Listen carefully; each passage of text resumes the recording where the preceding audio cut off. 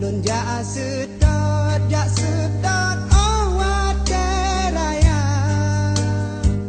nyoka meninggai mepat kejirat ulun jak siat lun baca doa hudip di poma oh dan di ayah lun jak tung upah lun bibu gata.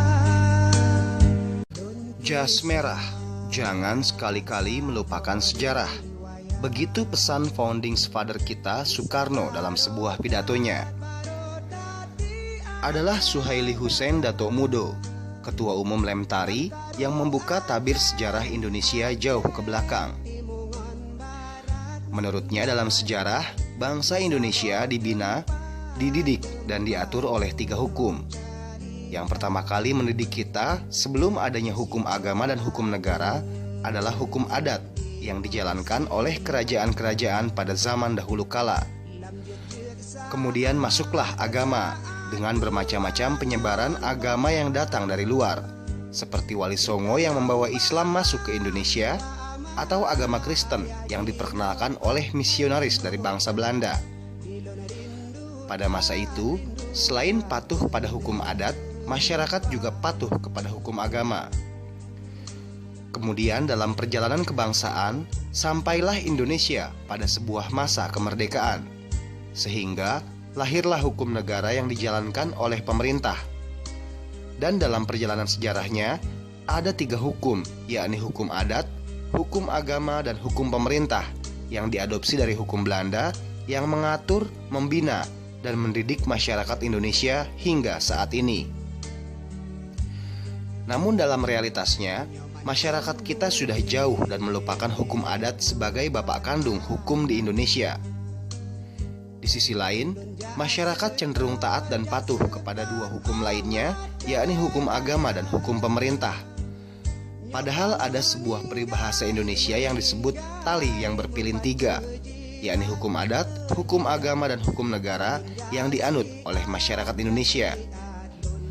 Untuk itulah, Lembaga Tinggi Adat Republik Indonesia atau Lemtari dilahirkan, agar masyarakat kita tidak kehilangan induk dan kehilangan jati diri kita sebagai sebuah bangsa yang beradab dan beradat.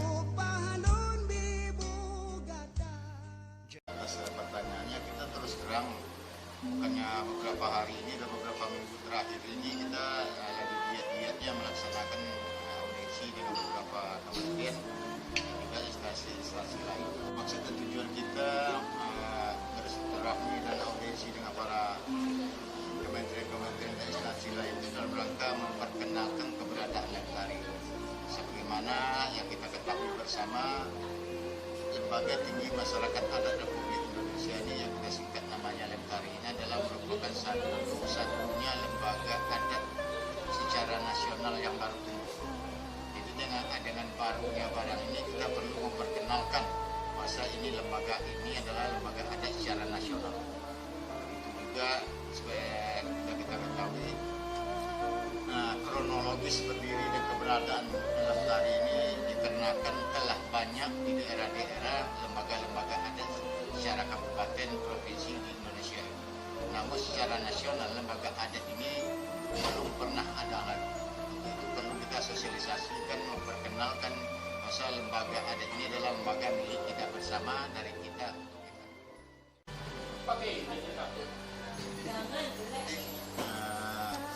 Atas pertanyaan, pemerintah pusat, dunia usaha, lembaga-lembaga apa saja yang ada, karena ini menyangkut adat istiadat, karena adat istiadat itu bicara tentang peradaban.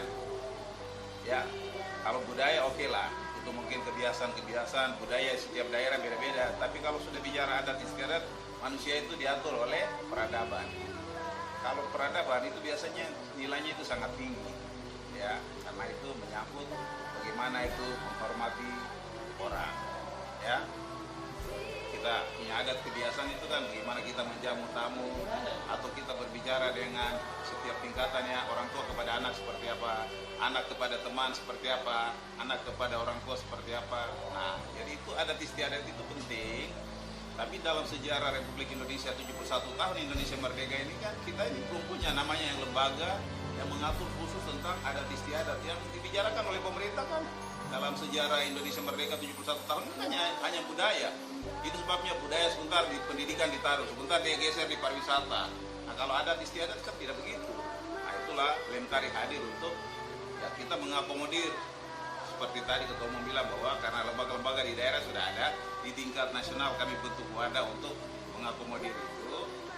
Lalu kami sosialisasikan kepada pemerintah supaya kalau bisa itu ada lembaga yang khusus mengatur atau mengurusi adat istiadat.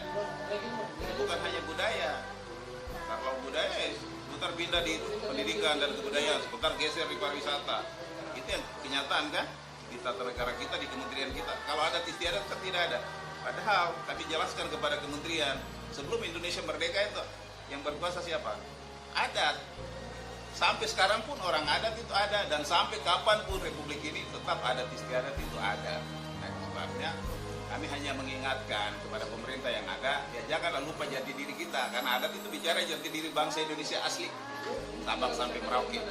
Nah, kalau ini kita lupakan, berarti kan kita membiarkan harga diri kita diinjak. Jangan kita marah sama orang luar ketika mereka masuk, karena mereka masuk dengan berbagai cara, karena jati diri kita, ketahanan kita sebagai bangsa ini kan rapuh. Itu sebabnya ya kami hanya meminta supaya ya kembalilah kepada jati diri bangsa yang asli, yaitu adat istiadat, karena itu hidup dan berkembang dan sampai kapanpun. Sebabnya lembaga ini hadir sebagai payung untuk semua masyarakat adat melalui lembaga-lembaga adat yang ada di daerah itu. Jadi kalau di partai politik mungkin partai itu dia betul di pusat dia membesarkan organisasi sampai ke bawah. Kalau lembaga adat itu tidak perlu, karena mereka di bawah sudah ada. Hanya kami jadi payung di atas supaya ketika mereka misalnya ada masalah, ada aspirasi, boleh mereka salurkan ke kami. Kamilah yang membantu memfasilitasi, mengkomunikasikan itu. Contoh begini, di setiap daerah itu kan perusahaan-perusahaan hak wilayah hadir. Kan banyak masalah mereka buat dengan masyarakat. Tapi masyarakat kan lemah, posisi lemah. Karena apa? Perusahaan itu dia datang, dia karena punya modal, dia datang urus izin di pemerintah pusat. Setelah dia kantung izin, dia ke bawah gampang. Dia pakai tentara dan polisi. Ketika masyarakat berhadapan dengan andalkan pedang, dengan ini, apa kayu, yang gak kuat lah. Ada tentara dan polisi yang juga saudaranya sendiri. Jadi antara kita dengan kita diadu. Nah itu contoh. Nah ini kita tidak mau biarkan seperti itu, bahwa kalau memang itu fakta bahwa masyarakat adat dengan wilayahnya, dengan tatanan adatnya sudah hidup sekian lama di situ, sampai orang-orang tua mereka juga ikut berjuang untuk Indonesia ini merdeka. Kok masa sekarang kok diinjak-injak? Itu kan salah. Nah, karena hal yang salah kita ingatkan melalui Lemtari ini. Kami hadir dari berbagai daerah ini, dari berbagai suku, berbagai latar belakang ini. Kami hadir di tingkat nasional untuk mengingatkan bahwa tidak boleh lagi kita itu menggadaikan harga diri kita atau jati diri kita yang asli. Suka atau tidak, Indonesia sudah kehilangan satu generasi, di mana generasi yang ada saat ini sudah melupakan dan meninggalkan adat istiadat bangsa sendiri dan mengadopsi budaya dan adat istiadat milik bangsa luar.